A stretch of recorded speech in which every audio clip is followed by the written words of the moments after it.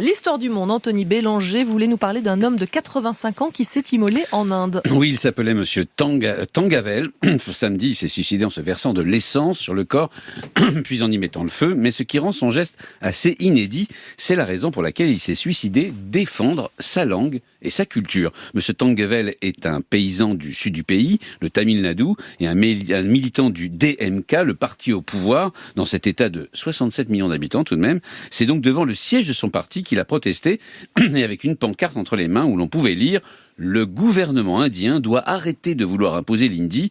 Pourquoi devrions-nous choisir l'hindi plutôt que notre langue, le tamoul, dont la littérature est si riche? C'est l'avenir de notre jeunesse qui est en jeu. Mais parce que New Delhi veut imposer l'hindi à tout le pays ? En fait, l'Inde reconnaît dans sa constitution 23 langues. Mais officiellement, le gouvernement fédéral indien, à New Delhi donc, n'en utilise que 2, l'hindi et l'anglais. C'est en fait un compromis qui date de 1949. Et oui, déjà à l'époque, le sud du pays s'était battu contre les tentatives pour imposer l'hindi. Dans le sud, on parle des langues dravidiennes, très différentes de la famille indo-européenne à laquelle appartient l'hindi, et d'ailleurs le français. L'anglais semblait donc être une bonne solution. Sauf que pour l'actuel Premier ministre indien, Narendra Modi, l'utilisation de l'anglais, plus de 70 ans après l'indépendance, témoigne, je cite, d'une mentalité d'esclave. Il voudrait que l'hindi soit la seule langue officielle au niveau fédéral. Combien d'Indiens parlent hindi ? C'est tout le problème. Selon un recensement de cette année, seuls 44% des Indiens ont l'hindi pour langue maternelle.